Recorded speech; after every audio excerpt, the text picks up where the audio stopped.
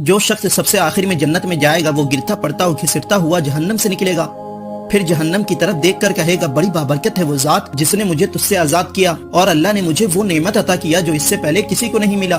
پھر اسے جنت کے باہر ایک درخت دکھے گا تو وہ کہے گا اے میرے رب مجھے اس درخت کے قریب کر دے تاکہ میں اس کا سایہ لوں۔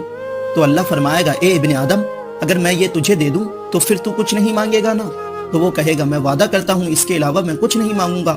جب وہ درخت کے پاس چلا جائے گا تو اسے جنت کی طرف سے ہوا آئے گی تو وہ کہے گا یا اللہ مجھے جنت کے قریب کر دے۔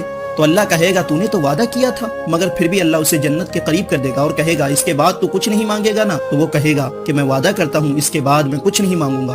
جب وہ جنت کے قریب ہو جائے گا پھر وہ جنتیوں کی آواز سنے گا تو وہ کہے گا یا اللہ مجھے جنت میں داخل کر دے۔ تو اللہ کہے گا تو نے تو وعدہ کیا تھا، مگر پھر بھی اللہ اسے جنت میں داخل کر دے گا۔ تو دیکھ سکتے ہیں ہمارا رب کتنا مہربان ہے، کتنا رحیم ہے۔ کیا ابھی بھی کسی کو اپنے رب کی رحمت پر کوئی شک ہے؟ کمنٹ کر کے ضرور بتائیں۔